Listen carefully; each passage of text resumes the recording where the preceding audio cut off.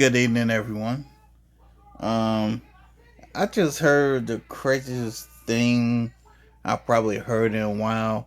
Allegedly, there's a woman in, I believe, Waterbury, Connecticut, that had her stepson locked away for, get this, 20 years. Now, I thought that this story was was made up and whatever. Apparently, this story is very real. It's on ABC News, NBC News. It's on the local stations in New York and Pennsylvania. And to tell you the truth, I think the BBC may even be talking about this. And you know what? I'm going to talk about it. So, shout out to Grizzly True Crime for this information. Let's get into it.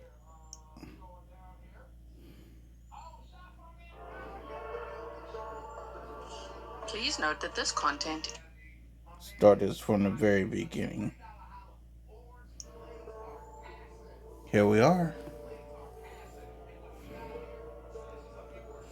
Please note that this content is for educational purposes and for adults only. Viewer discretion advised. More details available in the description box.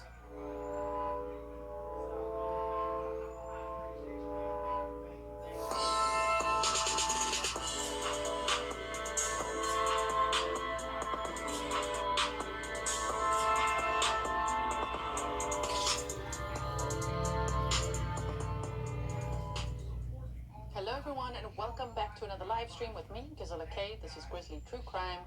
And today's case, as the intro just said, comes with a massive trigger warning, particularly discussing themes of severe neglect and child abuse. And now, the person who was neglected and abused for 20 years is 31 years old and managed to escape.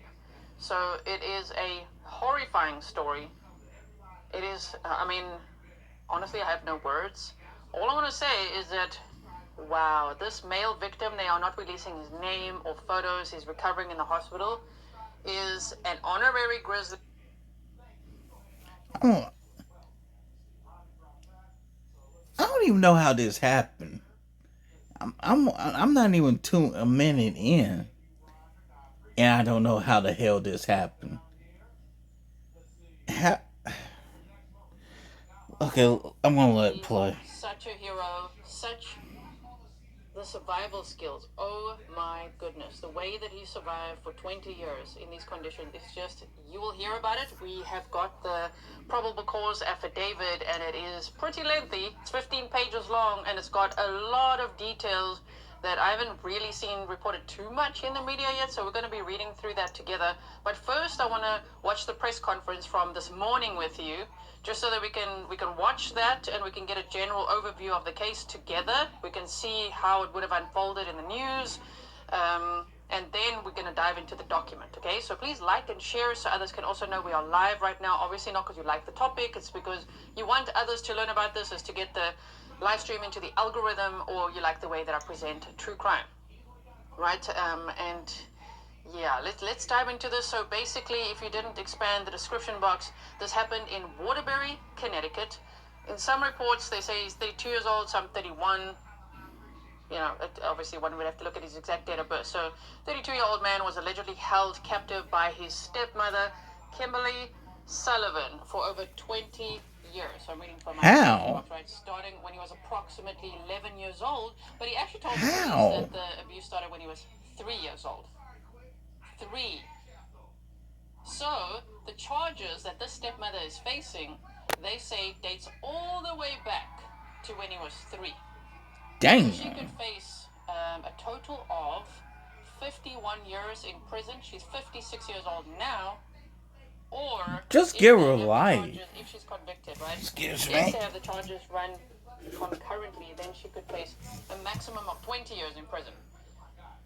I hope that after hearing about all this, of course she's innocent until proven guilty. I just like, man, if she's guilty, yeah, I really hope for the maximum. And you know what's sad is that prison is going to be better for her than what this guy grew up in the conditions. conditions that he grew up in. The police themselves said this was worse than prison. So, buckle up, everyone. Scarlett Cook said, thank you for all you do, G. You're the best. Thank you so much. So let's quickly look at this press conference. So this happened this morning, and then we're going to look at that document, okay? So here we go. We've got the police chief speaking. So here he comes. Good morning, everyone. Thank you for the opportunity to have this conversation with you. As you all know, on February 17th, around 8:40 p.m., Waterbury Police responded to 2 Blake Street on a report of a fire. Officers and fire investigators immediately realized there were some grave concerns about some of the conditions in the house. There were 2 occupants of the house, one being Kimberly Sullivan, the stepmother of the male victim. Officers and fire investigators quickly realized that there was a room in the house that appeared to have locks on it from the exit. I'm just going to pause and just explain because maybe if you don't know anything about this case, it might just go over your head for a second here. What happened was that this survivor, who had been in captivity for 20 years, managed to start a fire. And just wait till you, because I was thinking, how did he do that? Like, and they said like hand sanitizer and printer paper. I'm like, and wait till you hear in the document how he did it. Just wait till you hear how he managed to survive. It's really an incredible survival story, but it is so tragic. This is like, it's really bad. So what he did was start a little fire, and then he got that fire going, and he knew this would risk his life. He could die, but he couldn't take this anymore. Like, this is absolutely worth the risk. This is the only way. And so we're Dude going to was expand on that thought tortured. later, based on what we read in the document. But yeah, he knew the fire department had to come out, and I mean, they would just take one look at him and know, because he weighed 68 pounds, What? 31 What? kilograms, as a 31-year-old or 32. Let me go back 10 seconds. And I mean, they would just take one look at him and know, because he weighed 68 pounds, What 31 the hell? kilograms, as a 31-year-old or 32-year-old man. Damn. Okay, so that's what happened. Exterior portion of the house, they began to speak to the male victim, who disclosed that he was being held captive in the house for an extended period of time, approximately 20 years. The investigation began from that point. We worked closely with the State's Attorney's Office, Maureen Platt, as well as Assistant State's Attorney Don Thurkelson, because frankly, what was being reported was unfathomable to us at that point in time. Through those investigative meetings and through search warrants, we were able to seize physical evidence and conduct interviews and dig up some more information that corroborated the victim's story. This investigation, as the mayor points out, continues. It's very open and very active. We were able to obtain arrest warrants for Kimberly Sullivan. She was arrested yesterday. She was arraigned in Waterbury Superior Court. She's currently being held on a $300,000 bond. At this point, I can see the questions are already flying. Where is his real family? So they do say in this press conference, I'll just give you some bullet points. His mother was not ever really in his life. I think they say from the age of 2. His father died last year, but still, I'm like, okay, but 20 years in captivity, so the father knew about it for 19 years? According to the victim, yes. He says his father knew, his grandmother, that's also deceased, knew, and his 2 half-sisters knew. I know I probably shouldn't speak ill on the dad, but this boy's daddy wasn't shit. His grandmama wasn't shit. Sound like nobody wanted jack shit.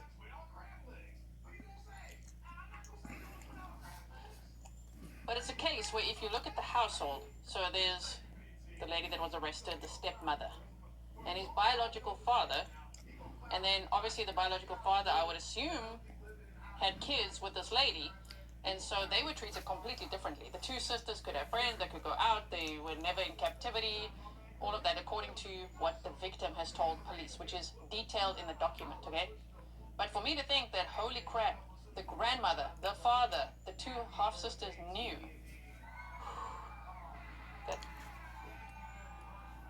The fact that the father let the stepmom do this to his flesh and blood son. You a piece of shit. You really are. You ain't worth a damn. That's difficult, man. It's very difficult. But we're gonna get into more of those details when we read through the whole PCA, and the police chief here will answer some questions in a moment. On the floor for any questions. The biological father, we learned that he recently left the home. There are lawyers saying that we need to look deeper into his part in all of this. When it comes to the investigation, is he being held accountable at all? The biological father is deceased and died in January of 2024. Prior to his death, he was wheelchair bound from some medical conditions. So wheelchair bound from some medical conditions is what they say, but died in January of 2022. I just want to make sure that I boost this a little bit more for you. Just hold on one second because it's a little bit. Now I got questions about the father now. So let's go Hold like on. this. They actually ask that. Now, about what I said about the father, I'm going to temporarily take that back. And the reason I'm going to take that back because I don't know why, but I got a feeling that the father becoming wheelchair bound, I have a feeling the father may have had some help from this wicked stepmother for why he ended up in the wheelchair. I'm just saying.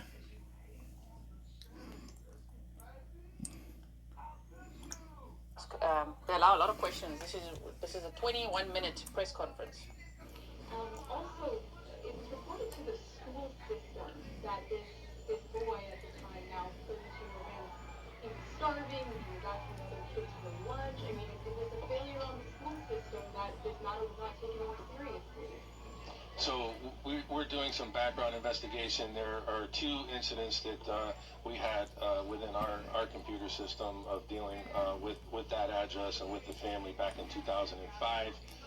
One was a request from DCF to do a welfare check at the location because children that the victim was familiar with hadn't seen him and they were concerned about him.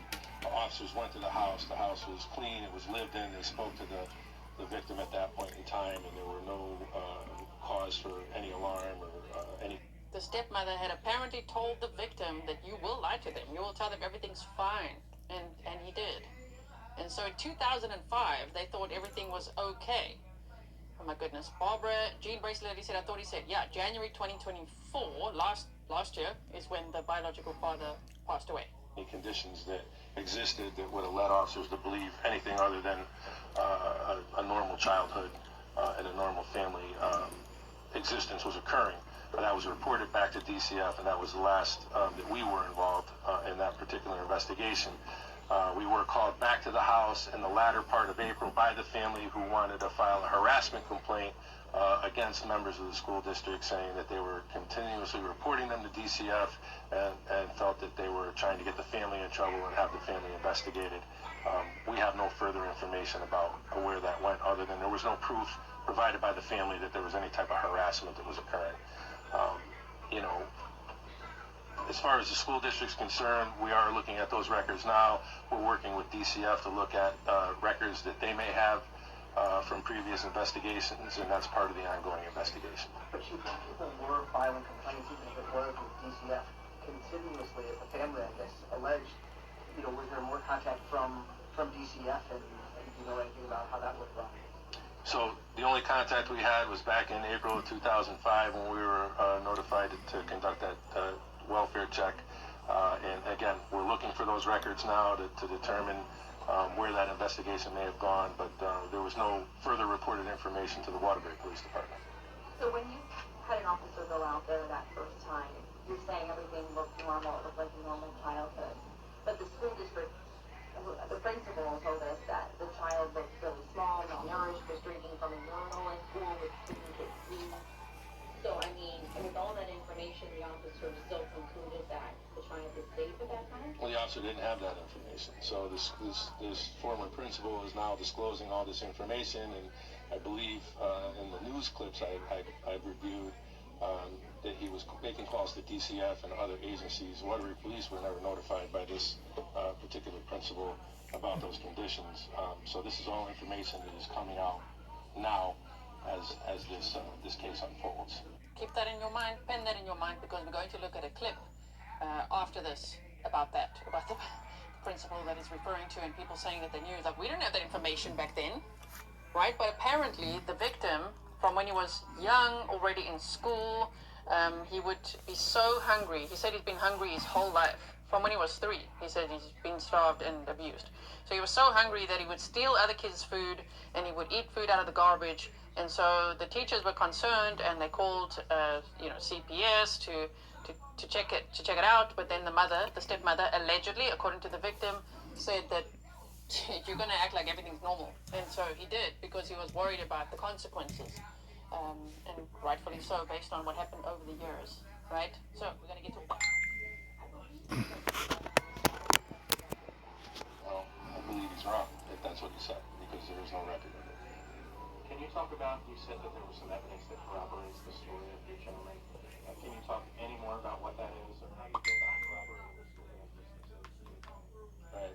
So there's some physical evidence that was seized from the house that does corroborate the fact that that room did have exterior locks on it, and a number of different styles of exterior locks, as was explained during an interview with the victim throughout the years. And it appeared that the locks increased in security levels as time progressed, and obviously he became older and maybe a little bit stronger. So that's certainly one component, and then there's other components of the fire investigation that are part of the evidence package as well. And I'm sorry if you said this, but were these the only 2 individuals living in the home? Yes, there were 2 siblings that were in and out of the home, but they have since moved out. So say DCF had all this information, the principal was saying, they don't share any of that with police? You're going to have to talk to DCF about what their protocol is on when they share information with police. DCF does work closely with police departments and provides a lot of information to police departments in a number of different ways. I don't know what their protocol is on when they share that information, so that would be something that they would have to respond to. How was the victim doing that? So that answered the question. Yes, Susan in SoCal said, is it just me? Oh, no, not that one, not that one. He said it was the sheriff, but defensive. Maybe a little snarky. Maybe they just didn't have the information. Maybe they're wishing people came forward before. I don't know, right? In Virginia, that's what the question I was referring to. He said, who's he staying with now? He's apparently still in the hospital being treated, because of his physical condition. Shame. What can you share about how they did that? Right, so obviously he's got a lot of mental health issues that he has to deal with at this point in time. There are a lot of physical conditions that he's working at as well. I mean, there's an adult that is 5'9" and 68 pounds. There's some apparent orthopedic issues. The room was very small. Honestly, when I read about it and talk to the investigators and overlook the interviews, it was worse than the conditions of a jail cell. So see, that's why I say, even if the stepmother goes to prison, if convicted, as the police, worse than a jail cell. Damn. Let's continue.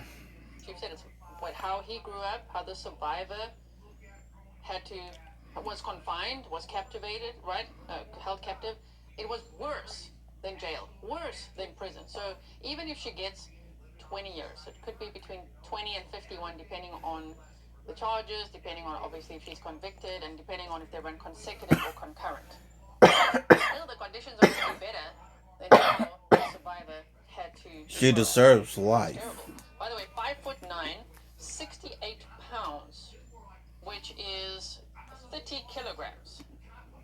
He weighed 30 kilograms. And damn near a skeleton. 1.75 would be his height if I converted. 175, 30 kilograms, or 5'9", 68 pounds. And 32 years old. Remember, this is not a child anymore. He survived this for 20 years, from age 11, and he says it actually started when he was 3. Wow. Okay. There's a lot of physical therapy that he'll have to go through.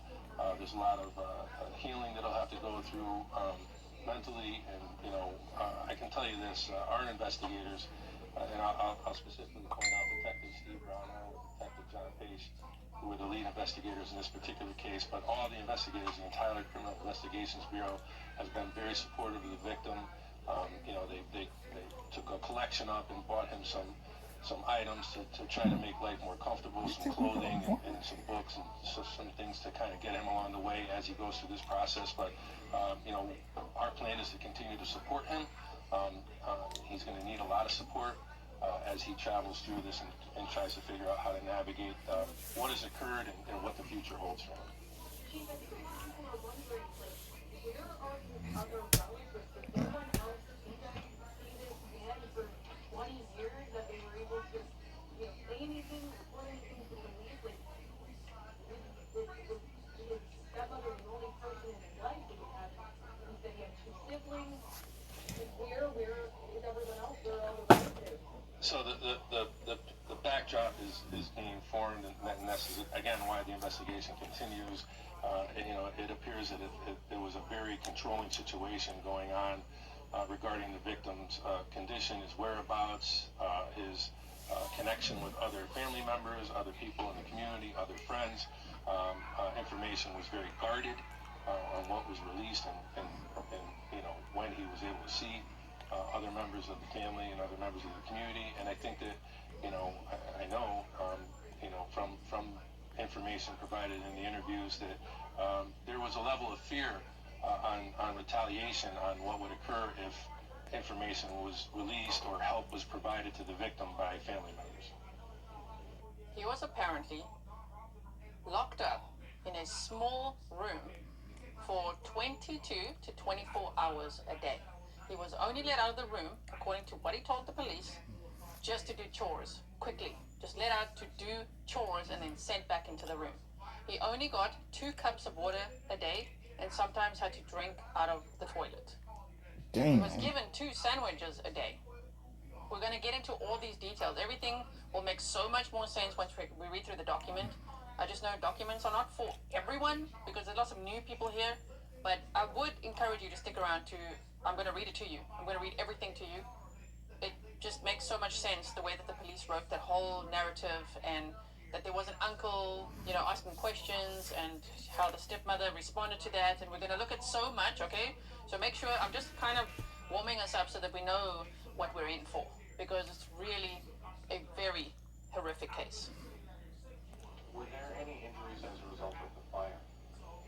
Smoke inhalation, to the best of my knowledge, I don't know if there's any long-term effects from what occurred at the fire, but on scene, he was treated for smoke inhalation.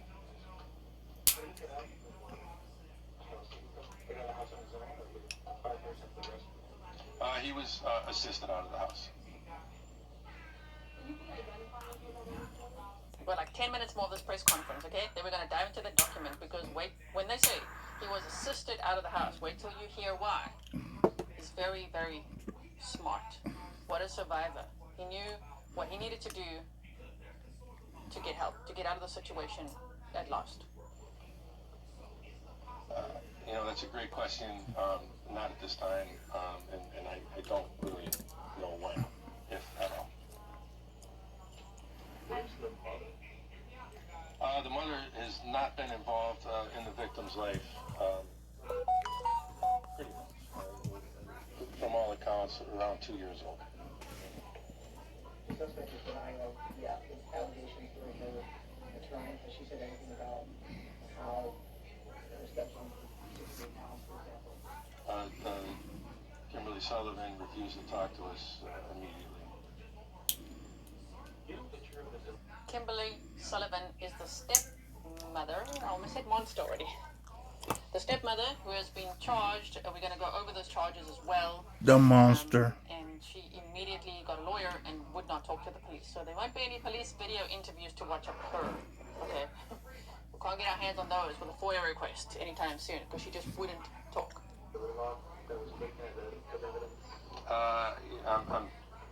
100% certain that we do. I'd have to confer with the state's attorney if we were going to release any information like that at this time. Does Kimberly Sullivan, have any prior criminal history? No prior criminal history with us here at the police department. Neighbors were telling us that if you had knocked on the window, they would have helped you. Were there any other attempts besides the fire to try to get them to help? No, again, I don't, from what we've put together so far, no, and that's because of a fear of retaliation. I mean, he, in his room, to relieve himself, right, had this elaborate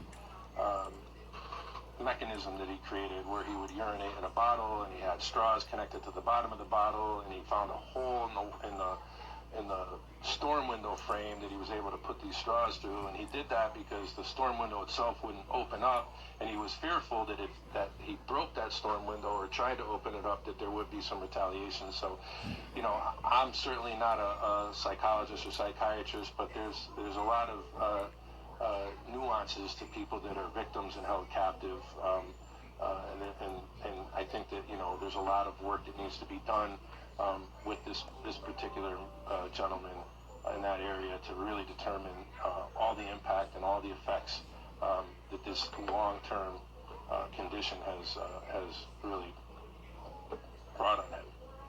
I really hope that nobody here will victim blame. Sure, then you're going to see me get snarky. Please don't do that. I mean, I know that the media was just curious. Like, why doesn't he knock on a window? It's like, sometimes questions can come across a little insensitive. Why didn't he try? Why didn't he try to get out sooner? Why doesn't he knock on a window? Coercive control, fear of retaliation, and that happened. He'd broken out once before. We're going to go over the document and read all of that. And he got out of the room that he was kept captive in and went straight to the kitchen just to get some food. And that is one time he remembers being physically assaulted. He said his stepmother slapped him through the face and sent him straight back to that room. And then it became that he couldn't get out of the room himself. It was like bolts and all sorts of locks and things. So you see, there was retaliation. If there would be less water, less food, more lockup, less time outside of the room, that's what he was fearful of. So that would be why. I think the questions to ask is, why the hell did someone do this to him? There's other questions one could direct at the person who's charged with doing this, even though right now, of course, she's innocent or proven guilty, and her attorney is saying, like, wow, she thinks that these allegations are outlandish, that they will be pushing back against every single one of them, of course. That's his job. But she just like, I never ever did that. But like, look at the condition of the survivor though. 32 years old, 5'9", 68 pounds, 31 kilograms, you guys. Sure. I take it you haven't had a case like this before. 33 years of law enforcement, this is the worst treatment of humanity that I've ever witnessed, right? I mean, honestly, when we first started talking about it, we really couldn't believe it. It took a lot of convincing amongst ourselves to just really accept what was going on, and it's really hard to talk about still. I mean, it's shuddering to think that someone would treat any person, let alone a family member or someone that was entrusted as a guardian or a parental figure in this way. Yeah, can you also share your personal thoughts and reactions knowing something so disturbing happened in this community? Yeah, I mean, as I said before, it's just unfathomable that anyone could treat someone this way, as the chief said, especially within the relationship that they had. It's devastating, and we're going to make sure that the systems are working into the future to see what might have happened 20 years ago when this may have been reported, but at this point it appears that this was just really an isolated sense and that they were locked in there all by themselves, and through fear and intimidation she was able to keep it secret all that time. So when you're talking about the future and other children, other families out there, I mean, if they're both for them, and the kids are going to lie about being fed, I mean, what happens? Are they going to stay in these situations like he did, or? Well, there's limits, I would think, to what you can do. We can send people out to check and look at it. I don't know what it looked like when the officer walked into the house in 2005, what the child looked like. that's 2 decades ago. And so, it's hard. We can send people out, we can do the checks, we can make sure that teachers, and administrators are looking out for children, notice some of the telltale signs. I think we've come a long way as well in 20 years over looking for these things and being able to report them. Requirements of what has to go to DCF have changed over that time. So I think we can continue to do it, but can I tell you that it will never happen again? I don't think anyone can tell you that, because there's a lot of things that go into this that, can help keep it secret.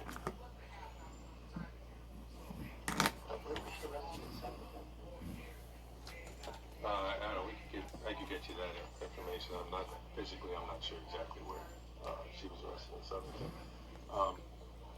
And it's important, to piggyback on the mayor's response to your inquiry.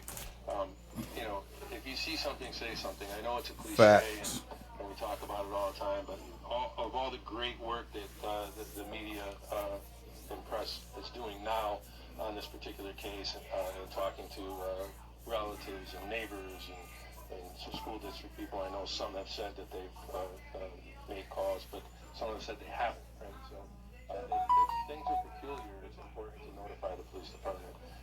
We will certainly look into that information and take the appropriate action. And it may take more than one time, depending on the circumstances we find when we get there. You can always report things anonymously. If you see something, say something. Right.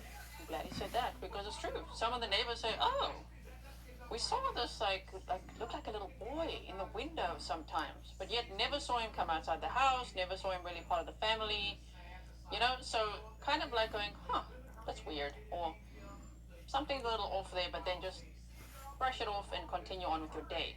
And understand the mentality of I'm not going to get involved with someone's business, but I don't know, as grizzlies worldwide, I don't think that's what we do, right? If you see something, say something. I hope more people will learn that, because it can't do harm.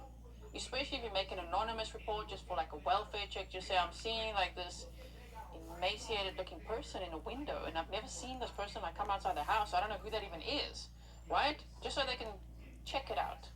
You never know. I mean, as the police chief said here, it could take multiple times as well, or multiple people reporting. But it could save a life. And we know that, through history and through our work with servicing agencies, the victims of domestic violence, especially, are oftentimes reluctant to come forward. And we encourage people that are victims of domestic violence to find the fortitude to come forward, and we're here to help. We really are. According to the police report, that his life became worse because someone reported it, and after that second GPS visit, the mother took him to school. Correct. But you still would encourage people to. I would. Because you're not going to break the cycle any other way. Unfortunately, in this case, it seems as if an 11-year-old was taken extreme advantage of, and at that time, it's just very tragic that occurred. It will never stop, right? And this gentleman suffered for 2 decades because of that. It's easy to Monday morning quarterback, but I think it's really important to never lose hope and to continue to report incidents, especially if you're a victim of neglect or a crime. We only have about 3 minutes left of this press conference, and then we are going to right after that, deep dive the document, and then I'm going to show you the clips of I think it is the principal, and then some of the neighbors as well. We'll look at that after the document, because I can see you guys have the same questions I had when I first discovered the case of where's the mom? Where's the dad? Who else was in the house? How did he get free? How exactly did he do that? How did he survive for this long? When did it start? Why did it start? All the things. Okay, we're going to go through all of that. The document answers many questions. Not all, but many. Was he in the room all the time? Because there were some reports that he was in the backyard doing chores. He would be released from the room anywhere from 15 minutes to a couple of hours every day. There were some indication during the interview that although his dad didn't do him too many favors when the stepmother wasn't around, he would stay out of the room a little bit longer. Any motives, any indication as to why she would do something like this? as I said, she refused to speak to us immediately. And, you know, I hope the investigation reveals more information on the reasoning and the motive on why. No, not to really point to that, other than, you know, to describe the agony that he went through, and the lack of understanding on why. Will the sisters face charges at any time? No, in speaking to the state's attorney's office, we don't believe so at this time. I mean, this is a very open case, very active case. It appears that so far the evidence collected and the information received reveals that Kimberly Sullivan is the sole person responsible, and we're able to charge at this point in time. Your daughter spoke at your sister spoke at all? I don't recall I'm sorry? I don't recall seeing the sisters, half-sisters, names that are that we didn't wrong. We would absolutely to reach out to them. Well, again, we're attempting to talk to everybody in this case, yeah. But they said no, we didn't have to comment. At this point in time, there's been no statements taken from them.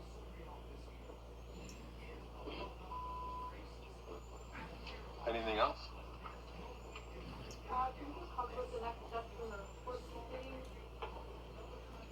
Yeah, so, you know, obviously she's held on a $300,000 bond. There is a possibility that she may bond out. She'd have to do that at court. Mark, are we aware of her next court date? Do you have that date? 26th of March? March 26th, she will appear again. Okay? As always, we appreciate the support and you all coming out. Thank you very much. Thank you. March 26th is when she'll be in court again. Now, if you didn't see what she looks like, let me quickly fetch you a little picture. Just hold on one second. There's stepmother, the one that has been charged, okay? She has been charged with assault in the first degree, kidnapping in the second degree, unlawful restraint in the first degree, cruelty to persons, and reckless endangerment in the first degree. So, she faces up to 20 years max per charge. Some of them are up to 5 years. So if they run consecutively, she could spend, I think it was up to 51 years in prison max. I think the minimum could be like 8. And if they run concurrently, the max could be 20 years. So we shall see what happens next. But right now, okay, even though I want to show you so many things, I do want to go to the document. But before we do, let me just quickly show you the condition of the house just from this one article here. This happened in Waterbury, Connecticut. For those asking as well, I just want to show you this picture here where they talk about Kimberly Sullivan, 56, was arrested Wednesday and charged in the unthinkable crime about a month after the shocking living arrangement was uncovered when a blaze erupted at the family's Waterbury house, according to police. We're going to read through the document now. Sullivan fled the home, and her 32-year-old stepson was later pulled out by firefighters on February 17th when he weighed just 68 pounds, according to court documents. We're going to read those court documents.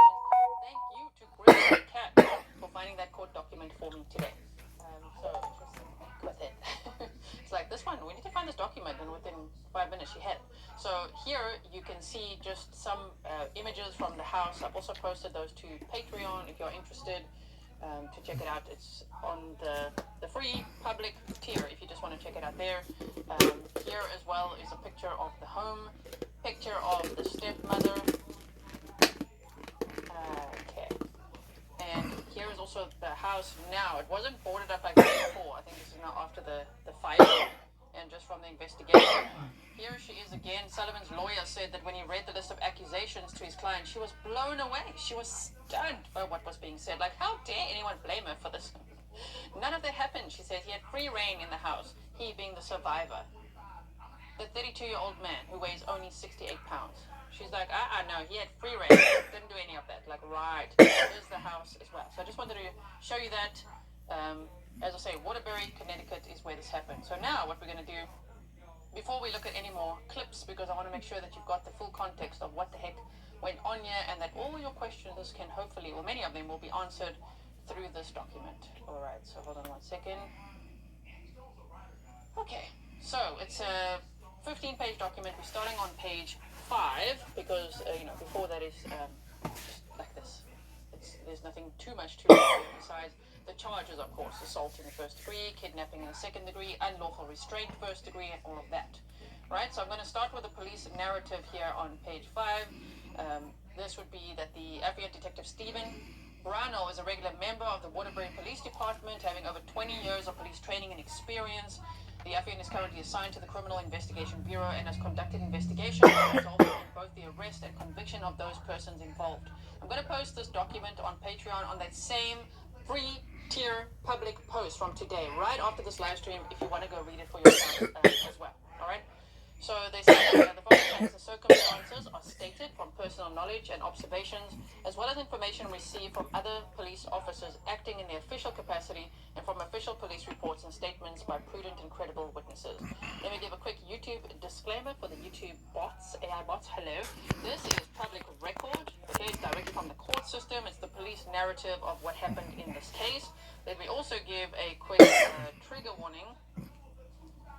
This is potentially upsetting, triggering, or distressing content, especially involving neglect, which is a terrible form of abuse. But there's neglect, there's starvation, there's all this abuse for many years, right? So just be mindful of that. If it ever gets too much for you, please know you can always step away, look after your mental health. We will always save a seat for you. This Country Girl's Life, thank you for being a member for 35 months. You said, I hope this man gets all the help and support. Trigger warning, trigger warning. So, that in the following affidavit, there's a victim of domestic violence whose identity will be omitted. The victim shall be referred to as male victim 1, MV1. Along with his identity, his address, and the location where he's being treated shall be omitted as well. That on the 17th of February of 2025, at approximately 20:42 hours, so almost 8:45 in the evening, the Waterbury Police Department received a complaint for an active fire, address omitted, in Waterbury, Connecticut, filed by the stepmother Kimberly Sullivan. WPD case number 25-17163. Officers Martina and Inzitari were dispatched to the scene, as well as the Waterbury Fire Department. Upon arrival, the WFD was already on scene and began working on the active structure fire. That officer Inzitari observed that the WFD made entry into the residence and removed a party, later identified as male victim 1, who was immediately brought to the AMR ambulance for medical treatment. Officer Inzitari reported that MV1's stepmother, Kimberly Sullivan, was standing outside and was uninjured. The WFD worked the fire and were able to extinguish the fire, which appeared to be mostly contained to the second floor. Multiple rooms on the second floor had heavy fire, smoke, and water damage from the incident. Other areas of the house sustained smoke and water damage from the incident. Okay, so that officer Inzitari checked on MV1. So as you know, MV1 stands for male victim 1. Let me just quickly do this. In the ambulance, I'm surprised this guy is still alive. Upon viewing MV1, Officer Inzitari observed that male victim 1 was extremely emaciated. His hair was matted and unkempt. He was very dirty, and his teeth all appeared to be rotten. MV1 was conscious and alert, although he was having difficulty speaking due to smoke inhalation. MV1 reported to Officer Inzitari that he intentionally started the fire in his room on the second floor using a lighter, hand sanitizer, and paper because he wanted his freedom. He stated that he had been locked in that house his entire life. MV1 stated that he has been held captive at the residence since he was approximately 11 years old. MV1 specifically mentioned that his stepmother, Kimberly Sullivan, keeps him locked inside his bedroom. There is a lock on the outside of his bedroom door. MV1 was transported to St. Mary's Hospital for treatment before being transferred to facility name omitted as his condition worsened, and he was listed as being in critical condition due to smoke inhalation. Now, if you guys are wondering already, because when I read this for the first 2 times, a lighter, where do you get a lighter? You will find out that when his father passed away, the stepmother gave him some of his father's clothing, and in one of the pockets was a lighter, which he then held onto. And he used that on the day that he started this fire.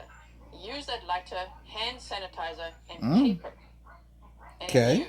he had to get this fire going. It had to be bad enough that the fire department would come out. I mean, if it wasn't, can you imagine the punishment? Lottie says, when cases are this tough, I ignore all other media, then wait for G to gently guide me through it. Kindness and accuracy, simply lovely. Thank you so much, Lottie. That is so sweet. Okay, so I've got the trigger warning on the screen, so please know it really gets very sad. Okay, so then he wanted his freedom. He stated he'd been locked in that house his entire life. He's been held captive at the residence since he was approximately 11 years old, as I just read, okay? So, that Detective Pesce was contacted to respond to the fire scene as he's a police fire investigator for the city. Upon arrival, Detective Pesce was updated by on-scene officers of MV1's condition related to the fire and his general appearance. Detective Pesce then introduced himself and spoke briefly with Kimberly Sullivan, the stepmother, who was on scene in a vehicle with a daughter and the daughter's boyfriend. Remember, Kimberly, the stepmother, had 2 daughters of her own. Sullivan reported to Detective Pesce that she didn't know what happened and that she woke up to the smoke and she went to MV1's room. Sullivan stated she went to MV1's room and saw a large amount of fire in his doorway. Sullivan stated that MV1, male victim 1, was saying something about a TV and that she was screaming at him to get out of the room. In fact, he said something about a radio, not a TV. He didn't have a TV in his room. Anyway, so Sullivan stated that she guessed that he ran through the fire because he did end up outside of the room.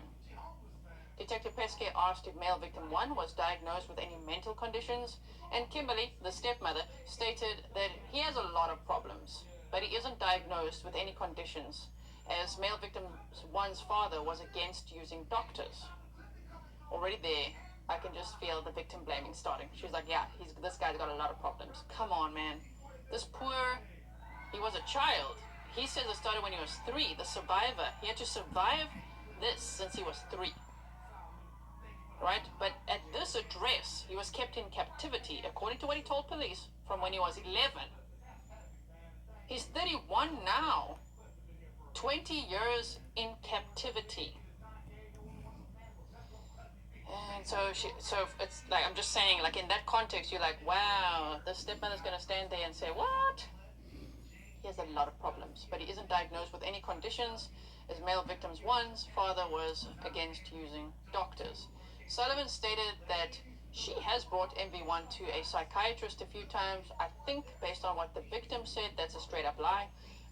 Okay, but as MV1 has mentioned hurting himself in the past, Detective Pesce asked Sullivan, when they say Sullivan, they mean the stepmother, right? Kimberly Sullivan, if male victim 1 was locked inside his room, and she stated that his door is not locked and that he has free reign of the house. Another lie, okay? Based on what the victim said and based on the evidence that the police found. Welcome to membership, Lottie. So, they said that while the WFD was still actively on scene, dealing with a fire scene, WFD Inspector Sevilla and Detective Pesce did a cursory walk through the address of Waterbury to ascertain the origin and cause of the fire. WFD Inspector Sevilla located a burn pattern on the floor of a second-floor bedroom, consistent with the fire being set to that location, as there were various burnt-up papers and burnt debris. This location is consistent with the room that was described to be male victim 1's room on the second floor. That while fighting the fire, members of the WFD had moved items around the second floor bedroom, WFD uses the term overhaul, and removed the door to the room. Pesce observed that there is a slide lock on the outside of the door frame, which could be used to secure a door closed from outside of the room. Furthermore, the removed door from the room has a latch that appears to match up with the location of the slide lock. That during the early part of his investigation, Detective Pesce reached out to Kimberly Sullivan in an effort to further interview her in relation to the fire and male victim 1. Kimberly refused to meet with Detective Pesce and stated that she's spoken with an attorney and she will not be speaking to the police, which I know someone's going to say, that's her right. I know it's her right. It's just like, you know, that's what she should do. We know that, but like, Exactly. I do wish she had spoken a bit. Do tell what you want to say, lady, but it'll probably be all excuses. Even though, just remember, she's innocent till proven guilty. That once male victim 1 had recovered to a point where he could speak with investigators, 2 interviews were conducted by detectives. The first was on the 21st of February of 2025 by Detective J. Pesky, and the second was conducted by Detective S. Brownell on the 6th of March of 2025. So that wasn't too long ago. Both interviews were conducted at the medical facility that male victim 1 is recovering. Each interview was audio and video recorded utilizing Waterbury Police Department body-worn camera. In the 3 hours that male victim 1 was interviewed, he provided details of the evolution of his life over the past 20 years that amounted to a life of captivity, abuse, and starvation. That MV1 was asked what his earliest memories were of being locked in his bedroom and stated that his earliest memories started around the age of 3. The family was living on a different address at the time, and he recalled being hungry, which led him to sneak out of his room at night to get food and fluids to drink. He stated that when the wrappings to the food he ate were eventually discovered, he began to be locked in his room. He stated that at the time, it was only during the evening hours. He recalled drinking water from the toilet at the time due to the fact that he was only getting about 2 cups of water per day. Male victim 1 then recalled how the family had moved to address omitted before preschool. So there was a different address where he says the abuse already started. V. Aguilar said all the captors holding children in houses are coming out of the woodwork. Yeah, I guess we're more aware of these cases as well. Yeah, we've spoken about a few of them recently. Indeed. Thank you, V. Aguilar, for being a member for 7 months. So, male victim 1 stated that when he was in the 4th grade, he was permanently pulled out of school due to the fact that the school that he was attending contacted the Department of Children and Families, DCF, based on what he was doing at school. Male victim 1 stated that by this time in his life, he was always hungry.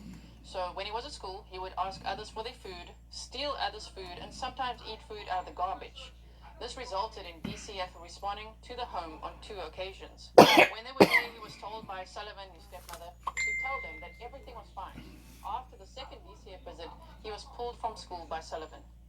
Male victim 1 stated that he was provided worksheets for a short period of time, but the skill level never advanced and no one was teaching him anything. Male victim 1 stated that he always had a lock on the outside of his door. It evolved from a chain lock to a padlock and eventually a slide bolt lock. Not only did he demonstrate to Detective Pesky how it operated, but the lock was also observed from photos obtained from search and seizure warrants executed at the residence. Male victim 1 added that when he first moved to the address omitted, he was in an actual bedroom, locked in, but was then moved to a smaller room. The area was observed during the execution of the search warrant and can be described as a back storage space on the 2nd floor of the residence. Male victim 1 stated he was only there for a short period of time, eventually being moved to a smaller room. This is where he's been since the age of 12. 20 years ago. 20 years. This space that male victim 1 was locked in was a back storage space that measured approximately 8 feet by 9 feet. So that's about 6.6 square meters if I convert it. About the size of my mom's bathroom. Arizona Gal said, I love the premise of your channel and appreciate the time Damn. you take to cover these lesser known cases. Gizlik, hey, see something, say something. Yes, it truly takes a village. Grateful for all of you. Thank you so much. So, yes, that is the lesson, you know. Never feel like, oh, someone else will say it, because they might not. You might be that justice warrior. You might be that person that saves someone's life. You know, you can't assume someone else will do it. They probably won't. This case is an example of that, right? 20 years. My goodness. So, they talk about, we just said about the storage space that measured approximately 8 feet by 9 feet. The space also had angled ceilings, making the space that much smaller. Speaking with doctor's name omitted to protect location of male victim 1, she stated that male victim 1 stated during conversation that the space had no heat in winter and no air conditioning in the summer. We're on page 8 out of 15. Male victim 1 stated that once he was pulled from school, his weekday routine and captivity became brutally consistent for the rest of his life.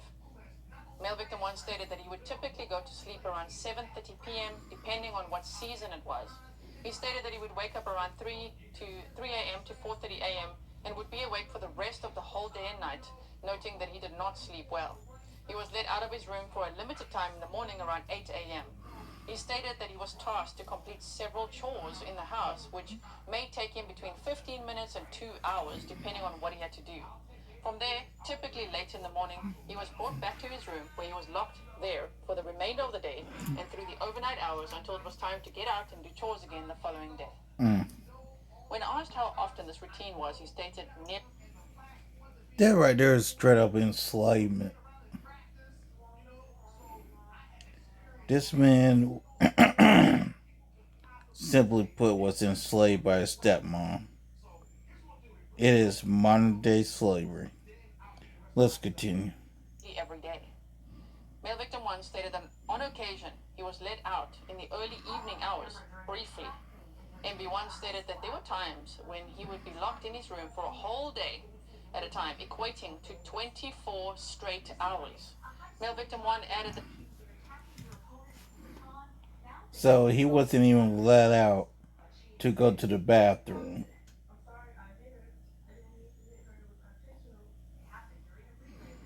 on the weekends he would be let out of his room for longer periods of time by his father. He stated that while Sullivan took his sisters to events and to see friends, his father I take back what I said earlier about trying to give the dad a little bit of grace. Fuck him. Fuck the stepmom. Fuck the dad. And fuck anybody else who knew that this boy was kept prisoner in his own house. Fuck all of them. would allow him to come out and watch television with him. Male victim 1 stated that there were also times when his father would let him go outside with him to work in the yard. He added that the last time he left the property of address omitted was when he was approximately 14 or 15 years old. He's 32 now. Just think about that. Janet, welcome, and Sasha, thank you so much. Okay, I hope you guys are all okay. This is a very heavy case, very upsetting. Trigger warning is on the screen for a reason. Okay, it's absolutely heartbreaking. But what a survivor. This is incredible. How the hell An did incredible he survival survive story. that for So, so, 20 so sad. years? So, welcome, Crazy Mom RN. Alright, so here we're going to continue now. It doesn't get any easier. Wait, we were here working in the yard. Male victim 1 added that the last time he left the property was when he was approximately 14 or 15 years old, stating that he went with his father to dump yard waste, and when discussing his father dying, he stated that his captivity and restraint got even worse. They told us at the press conference his father passed away in January of 2024.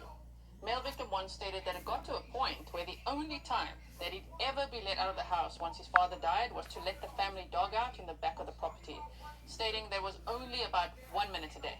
Essentially, male victim 1 was locked in his room between 22 and 24 hours a day. Male victim 1 stated that he was provided up to 2 sandwiches a day. They were typically deli meats, peanut butter, and occasionally tuna or egg salad. Male victim 1 describes his food becoming less and less over time. When asked if he was hungry every day, he stated, all day, every day, my entire life. Along with a limited food supply, he stated he had the equivalent of about 2 small bottles of water per day. Male victim 1 pointed to water bottles that were on the table during the interview. When detectives asked male victim 1 why he never spoke with anyone about his experience, he stated that he wanted to, but there was that constant threat of longer lockdowns and further diminishment of food. Male victim 1 describes a life of being mentally conditioned by Sullivan, his stepmother. He stated that the threat was that he would not see the light of day if he told anyone. Knowing that he had little time out of his room to that point, it was not something that he could risk. Shame, I mean, he explains it so well as well, you know? You'll learn now how he also educated himself. Oh my word. So, it makes sense, right? That it would be that fear and her saying you won't see the light of day if you tell anyone. That constant fear hanging over him and worried about the repercussions if he even tried to tell anyone or tried to escape. So then he stated that the threat was that he would not see the light of day if he told anyone, knowing that he had little time out of his room. To that point, it was not something he'd risk. Male victim 1 also stated that he once discovered a gun while cleaning. This added to his fears of being hurt. It was unclear when in male victim 1's life he discovered the gun. He discovered how much of a normal day consisted of him counting cars as he looked out the window. Male victim 1 stated that he thought of breaking the window, later learning that there was a storm window that could not be removed, but male victim 1 stated that under pain of death, no one was to see me. This is what Sullivan, the stepmother, would say to male victim 1. Male victim 1 stated that throughout the years, Sullivan would constantly lead him to believe that she was going to start to unlock his door to let him out more, but that she needed to see if she could trust him. Male victim 1 stated that the room being unlocked never happened. Shame. She held that over him like, well, maybe, just maybe, I could unlock the door a little more, but I'm going to have to trust you first. She just held that over him, and that never happened. According to what the victim is saying, right? Male victim 1 described the evolution of his bathroom use. When he was a young child and he was only being locked in the room during the overnight hours, a training potty chair was left in his room to use. Once he reached his teenage years and then into his adult years, he was forced to use bottles and newspaper to dispose of his waste. Male victim 1 described how after he urinated into a bottle, he would have to then funnel it into a tube that he created with a series of straws and then guide those straws through a hole in the window to empty it. Male victim 1 continued by describing how he defecated. He stated that he placed newspaper on the ground and squatted over it to relieve himself. He would then That's roll worse the than paper up, tie it animal. with string that he unraveled from old t-shirts, and eventually bring it to the kitchen garbage when he was let out to do chores. Wow. Worse than So knowing that when animal. male victim 1 was tended to in the ambulance after the fire, the officer and EMT recognized that not only was he emaciated, but there was clearly an issue with his hygiene. Male victim 1 remembered telling the officer that he had not bathed in a year or two.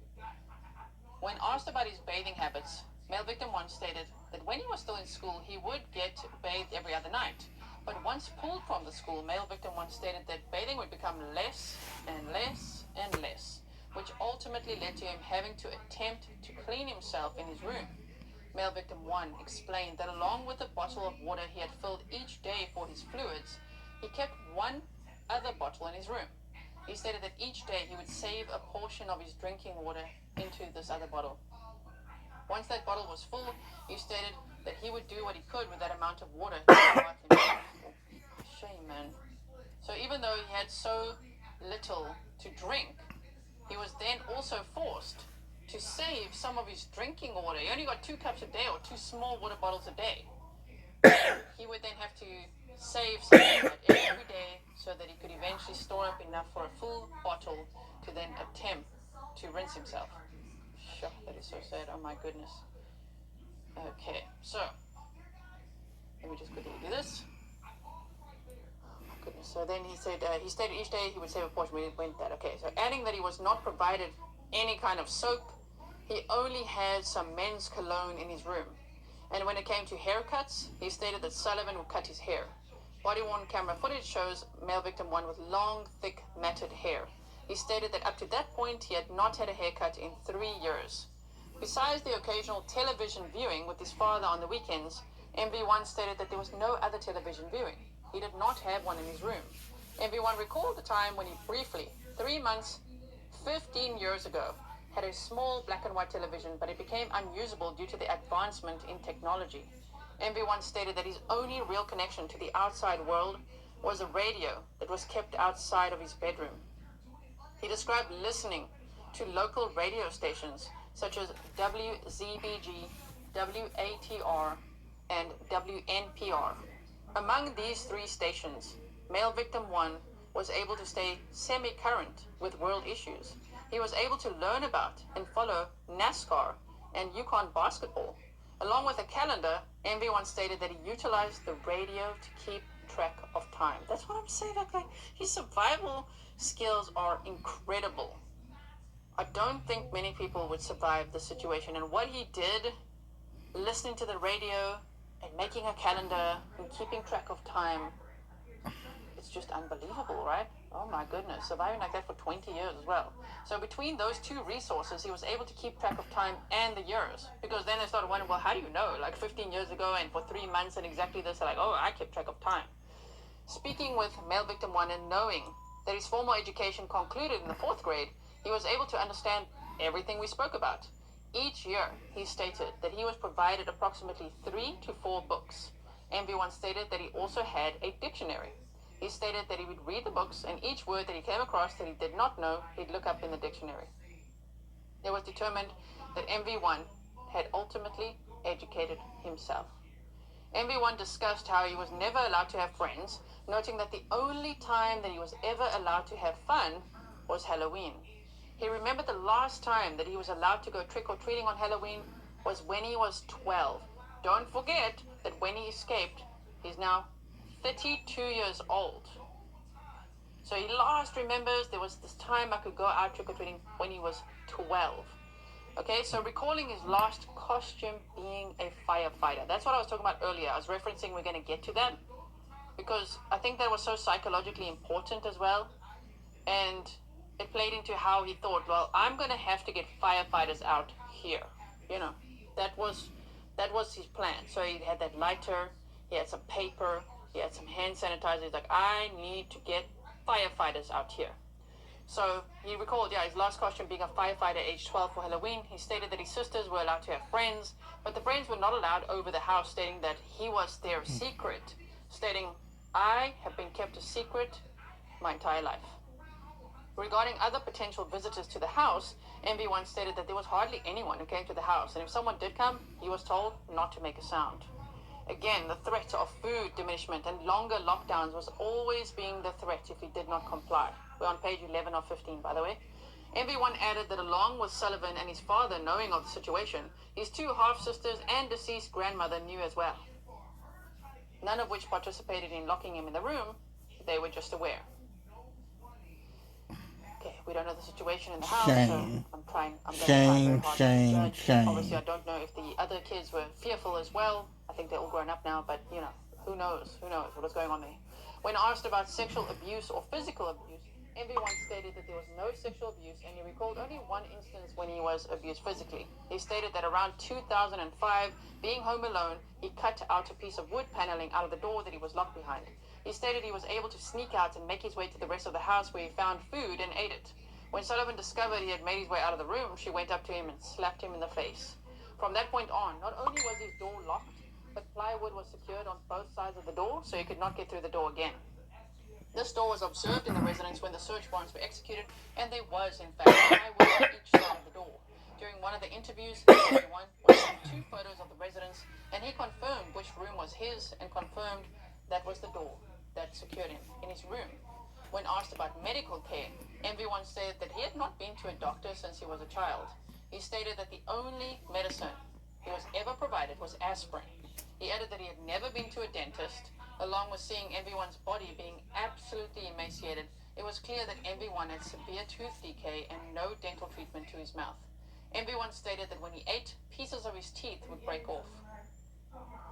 MV1 was asked about the day that he set the fire. He described it as being a normal day, doing chores in the morning. But this day, he was allowed out to clean off Sullivan's vehicle. Like every other day, he was given his 2 sandwiches and a snack and sent back to his room where he was locked until 7 p.m. that night. He stated that he was let out to try and replace a bulb on a small Christmas tree that was on a breakfast bar. When he could not complete the task, he was sent back to the room and locked in. Around 8 p.m., MV1 hears Sullivan's bedroom door close, and he thought, same old, same old. He added that he doesn't remember what time, but he did remember making the choice to set the fire, noting that there wasn't a plan to do so earlier in the day. He stated that he also knew that when he set the fire, he would have to let it get to a point where Sullivan would not be able to put it out, and that the fire department would have to come. MV1 stated that he set the fire using hand sanitizer, printer paper, and a flame from a lighter. He stated that he got the lighter about a year earlier after his father had died. He was allowed some of his deceased father's clothing, and there happened to be a lighter in an old jacket pocket. Wow. Yeah, Gloria says he is one resilient human being. Like, absolutely, right? So there was this lighter in this old jacket pocket. When asked how he knew the hand sanitizer was flammable, he stated, I read. He stated that he started the fire on the floor by his door and a stack of games. MV1 added that once the fire got going good, he started to stomp and yell for help. MV1 stated that Sullivan yelled to him asking what he wanted, and he told her, fire. When she opened the door, she asked what he did, and he told her that the radio had malfunctioned. He states that at this point, he was out of it and had collapsed at the top of the stairs. He stated that Sullivan made him get up and go to the downstairs bathroom and wash his face, stating that she did not want the fire department to know about his appearance. Those were her priorities, according to the victim. When there's a fire that just broke out, she's like, go downstairs and wash your face. No one's going to see you like that. Like, wow. Okay? Really? MB1 remembers that when the fire department arrived, his sister and boyfriend had arrived as well. He stated that he knew this because he could hear Sullivan yelling to them to get a screwdriver to get the locks off the door. Again, those priorities. Wash your face and let's get the locks off those doors. Wow. Male victim 1 concluded by stating that he fell to the ground again, with Sullivan yelling at him to get up. Now here we go. This is what I referenced earlier as well. He stated that he stayed on the ground and he purposefully didn't get up, so the fire department would be forced to get him. Male victim 1 believed that this was the only way out of the situation. On the 28th of Feb of 2025, a search and seizure warrant pertaining to all medical records for MV1 at medical facility omitted was applied for and granted. That same day, Detective Brownell, Detective K. Shear, and Lieutenant M. Torres responded to the medical facility to execute said warrant. All requested records were provided.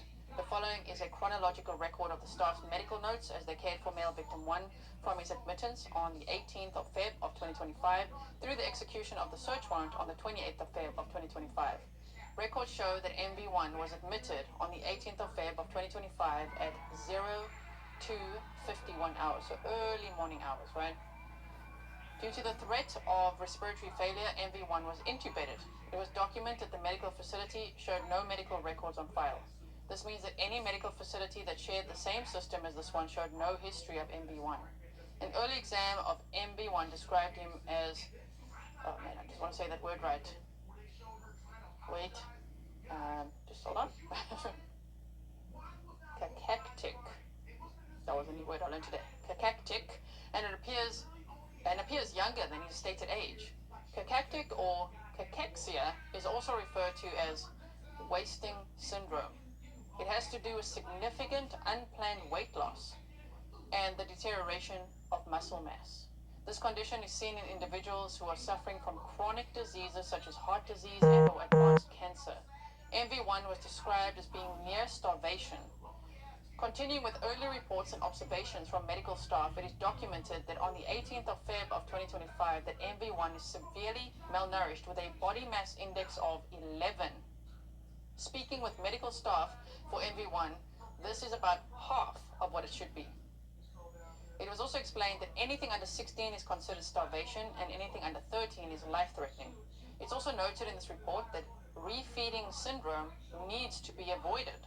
Medical staff at the facility stated that refeeding syndrome is a life-threatening condition brought upon by severe malnutrition, whereby introduction of foods and fluids can have fatal consequences due to the fact that the body cannot process the intake properly. That's why he's going to be having medical care for an extended amount of time, let alone afterwards. Can you imagine the therapy required, the trauma healing, just everything. But right now, the physical healing is tremendous. So they said here that MV1's body is not equipped to handle or break down the nutrients. This can have a domino effect of electrolyte imbalance, which will lead to heart abnormality, which will lead to heart failure. Records show that once extubated, MV1 begins to speak with staff and is immediately providing them with information about his situation, stating that he's been abused at home and not allowed to leave for several years. Staff noted their concern of a hostage situation. As the medical reports continue, it notes that male victim 1 is extremely thin and weighs 31.2 kilograms, approximately 68.7 pounds. MV1 is 5'9". MV1 continued to speak with staff about his situation, which was consistent with what he had initially stated to officers. MV1 stated that he set the fire because he states, "I wanted my freedom." He stated that he had been locked in his room since he was 11 years old. Staff notes that at this point, MV1 is fully oriented, his thoughts are clear, and he is absent of, I'm saying, with a very very sensitive to that, so dark thoughts is what I'm going to say. As staff continues to speak with MV1, he talks with a Translation: self deletion. constricted affect about what he missed out over the past 20 years. Shame. It's documented that over the past months, his mood was angry, he was always hungry, and that he's been tossing and turning in his sleep for the past few years. Here, MV1 opens up about his life, stating that he was pulled from school in the 4th grade because his parents were tired of DCF being called on the family because he was always hungry. MV1 explained that he was always asking other students for food, taking other students' food, and eating out of the garbage. When asked, he stated Only thing they had to do was feed this boy and do right by this child. Well, he's not a child now, but he was a child then. Currently, as you just heard, is a 31-year-old man. All these people, even though I'm using people loosely, it's all they had to do was treat him like a person. that he doesn't know basic They treated this guy worse than a damn animal. technology and describes spending his days reading and watching cars pass by his window. Note that at the end of Detective Peske's interview, Detective Peske attempted to help male victim 1 work an iPad, and it was clear that he had no concept of how it worked. Evaluations of MV1 noted that he had decreased ability to use his arms for pushing and pulling, decreased ability to use his legs for bridging and pushing, and an impaired ability to control his trunk for mobility. His muscle tone was abnormal, with decreased flexibility and strength. MV1 had decreased endurance and activity tolerance and impaired balance with impaired motor function. He has bilateral knee contractures, a condition where the knee joints become stiff and cannot extend. Severe muscle wasting and severe subcutaneous fat loss is noted in the clavicle and temple. During an assessment for mental health, MV1 tested positive for PTSD and depression. When I first read that, I was like, ooh. Yeah, Obviously. I figured he was gonna have PTSD This is and depression. unbelievable trauma. So yeah, they better start there. PTSD and depression. During these assessments, MV1 noted that he was forced to urinate in plastic bottles that he would empty by dumping out of his window, and when he defecated, he would do so on the floor using newspaper. When asked, he could not remember the last time he showered. He's noted as being developmentally delayed, at this time having an adolescent cognitive level. When provided a task to complete, MV1 demonstrated difficulty problem solving, multitasking, and sequencing. He became frequently overwhelmed and needed verbal cues to continue. Shame, oh no, shame, oh my goodness. I really hope he has a lot of love and support around him. But this is a very serious case, you know. It can't just be like recover physically and off you go. Off you go where? They really have to look after him. I mean, he's 32 years old, but as they say, from all these results, I really hope that there will be people, maybe even extended family, I don't know, who will love and care for him for the rest of his life. Yeah, let's hope. That during Detective Peske's interview on the 21st of February of 2025, he photographed MV1 in his current condition. See attached appendix. We obviously don't have that incorporated into the affidavit for reference. They're labeled A, B, C, and D. These photos show MV1's condition on 2/21/25, which demonstrate MV1's malnutrition, frailty, and dental health. On the 27th of Feb of 25, MV1's uncle, Kurt, responded to the Waterbury Police Department and provided a sworn statement regarding male victim 1. This uncle Kurt said that he had not seen male victim 1 since 2004 or 2005. He remembered going to the address for Christmas Eve for a few years in a row until the family pushed him and his wife away. He remembered that male victim 1 was always skinny, meek, and mild-mannered. Kurt recalled trying to ask male victim 1 questions, but Kimberly Sullivan interfered. Kurt stated that he attempted to reach out over time, but there was no response. Concerned for male victim 1, Kurt stated that about 10 years ago, he spoke with a private investigator who suggested going to vital statistics to look for a death certificate. In regards to male victim 1's condition, Kurt stated that when he visited MV1 in the hospital after the fire, he stated, "I was shocked. He looks like a Holocaust survivor." The detectives conducted a WPD in-house database check for MV1, which did not reveal any police interactions within this city since 4/1/2005 and 4/18/2005, 20 years ago. Additional law enforcement database inquiries for MV1 did not reveal any results or records for MV1. An NCIC or collect check redacted. Up to this point in the investigation, detectives have been unable to locate any recent school history past 2005. That the two reports on file from 4105 and 41805 are reports to police regarding the well-being of MV1. The reports note that DCF had been sent to check on MV1 and that staff at the school that he had been attending was contacting different agencies to check on MV1. That during the course of the investigation, 2 search and seizure warrants were applied for and granted for at the address. On the 27th of Feb of 2025, the other on the 28th of Feb of 2025. The first for the arson investigation, the second for the abuse investigation.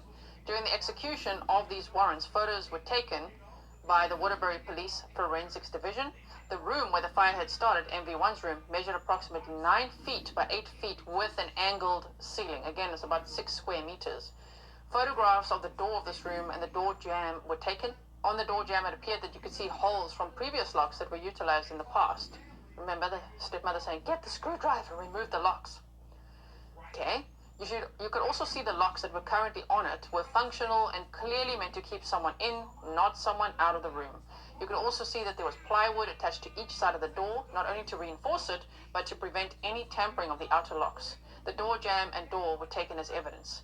That, based on the facts and circumstances contained herein, the affiant believes that probable cause has been established and respectfully requests that an arrest warrant be issued for Kimberly Sullivan. I'm going to read you the charges now. Let me just show you again who she is. This is the stepmother that was arrested. Okay. So, for Kimberly Sullivan, charging her with assault in the first degree in violation of that code, kidnapping in the second degree in the violation of that code, unlawful restraint in the first degree, and cruelty to persons in violation of, and reckless endangerment in the first degree in violation of that.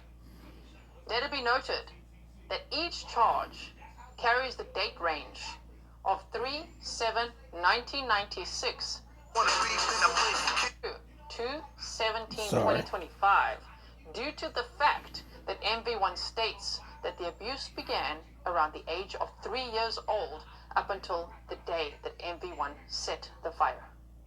So they are going all the way in. They are like, okay, we're going to maximize this. Let's not start at age 11 from that address. We're going back from when this victim was 3 years old. Now, let me just quickly read you about those charges that you can see on the screen there. So, if there would be, because I was looking up which, how many years per sentence if convicted, okay? So, assault in the first degree, the penalty is up to 20 years imprisonment. The mandatory minimum is 5 years. Kidnapping in the second degree is also up to 20 years. Minimum is 3 years. Unlawful restraint in the first degree, up to 5 years imprisonment, mandatory minimum, none specified, and that's for Connecticut, okay?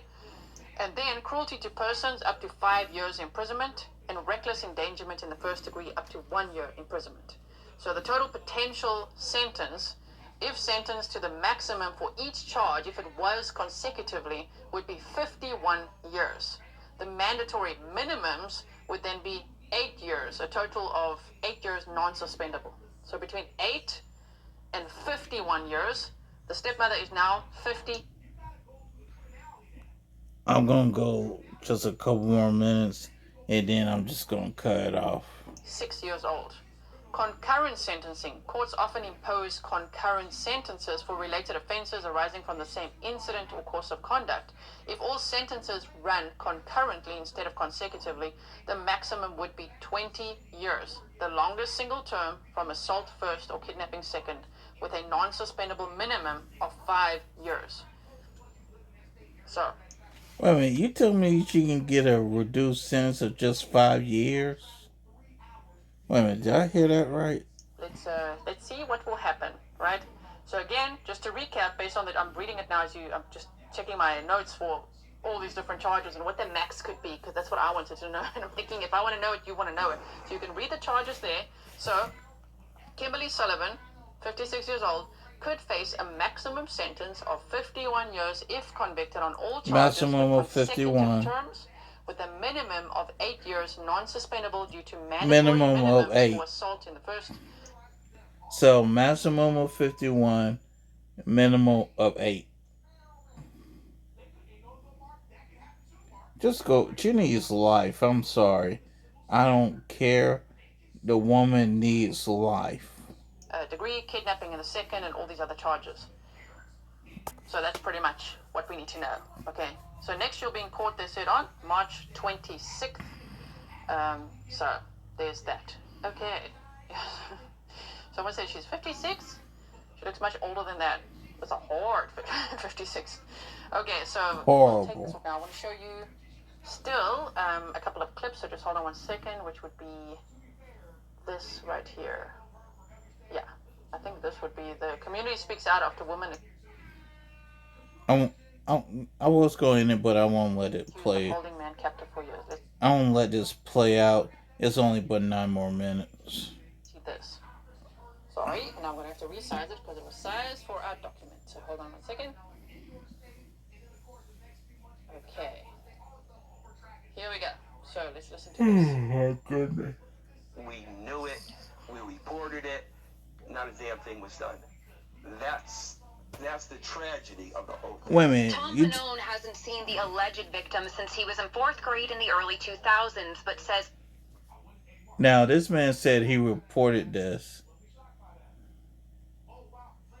and this kid didn't get help until 20 years later. I'll be there. he always knew something was wrong. He was the principal at the now closed Barnard Elementary School and says he and his staff noticed that the child Oh, was wait a minute. He extremely was a small and principal. Okay. Okay, he was what was the kid's principal.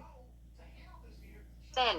He says when they asked him questions, the boy told them he wasn't allowed food at times at the house. Everyone really was concerned with this child since he was 5 years old. You knew something was wrong. It was grossly wrong. He says teachers would even bring food in for the student. He says he and his team made multiple calls to his stepmom, Kimberly Sullivan, and called the Department of Children and Families at least 20 times. The arrest warrant says the student was told to lie and say everything was fine. But by 5th grade, he never came back to school. You don't disappear off the face of the earth at 10 years old. Pannone was told the student was enrolled in Wolcott schools, but he couldn't find any records of that. He was also told at one point the boy was homeschooled. We probably saw that kid 3 times outside. Paula DePina says she lived next door to the Sullivan home from 2003 to 09 and says she would see Kimberly, the late husband, and 2 daughters, but not the stepson as often, and says Remember, the late husband. So his dad is deceased. He died in January of 2024. when she did catch a glimpse, what she saw was deeply troubling. I'm trembling right now just thinking about it, Yes. Because I can remember his face. And as for neighbors now, I've never seen a stepson. Never. It's shocking, like not knowing what's going on around you. Pannone Don't says make he no feels damn anger hearing that sense. his former student allegedly was pushed so hard he had to set fire to his own home to escape, and shares this message to his former student. Sorry we couldn't do more because you went through more than any of us ever will go through in our lives. Thanks for watching. Okay, so there's that clip. There's one more that I want to show you. So let's just take a look at this one. Over here. Okay. There, and being hurt.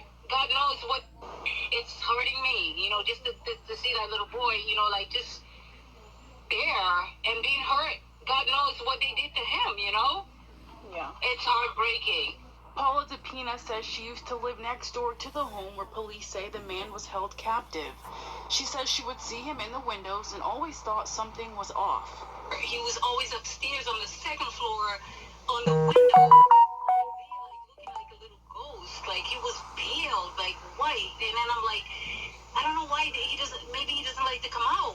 But I never thought anything was wrong. DePina says after hearing Trust your gut. That's another lesson we like to share. Yeah.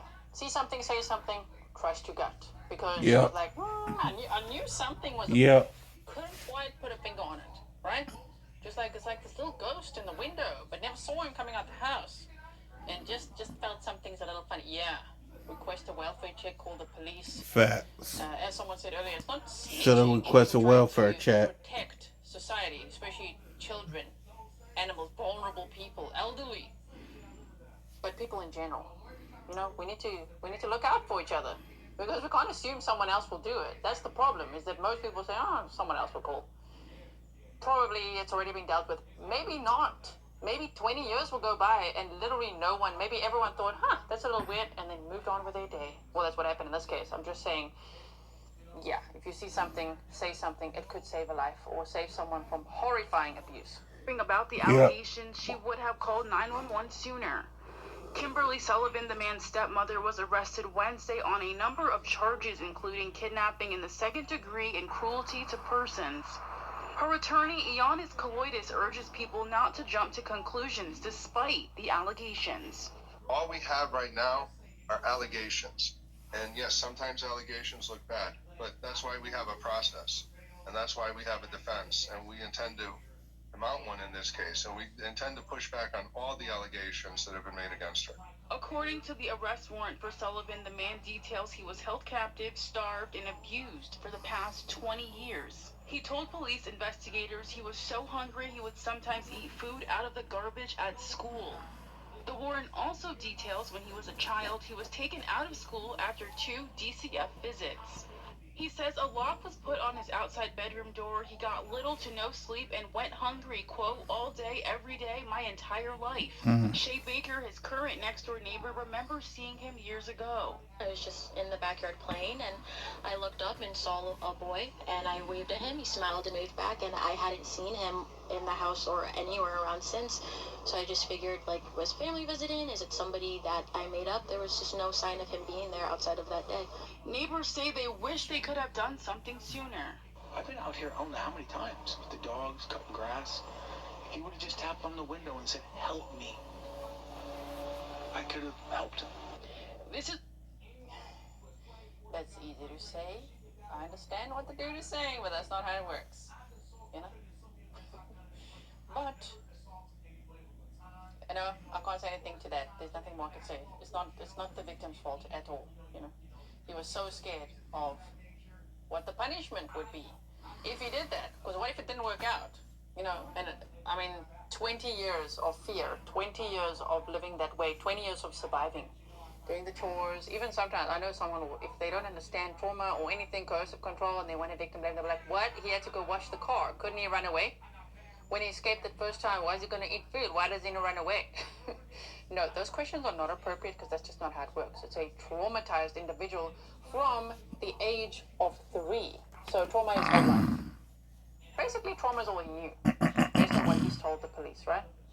This is very, very sad. I'm going to keep you posted on this case. Of course, we've done quite a deep dive today because we had that court document. So again, thank you to Grizzly Cat for obtaining that court document for us so that I could read that all to you and we could really study this case. And there are lots of other clips. If you just say like Waterbury captive or Kimberly Sullivan in court, you'll see more clips of her and her attorney and everything. But I don't want to keep you too long and I don't want to overwhelm you because we've already been here for almost 90 minutes now.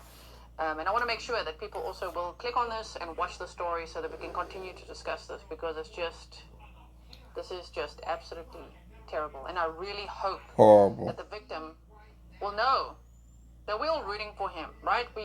I really hope that he will recover, that everything will be okay, and that he will have a really great support system because he never had that his whole life. So I would say he's an honorary grizzly, a total warrior, a survivor, like, of the highest degree. I can't even imagine what he's been through. So, still young, 32 years old. The rest of his life is still ahead of him. I have high hopes for him. So, everyone, thank you for watching with me. I really appreciate your time here with me.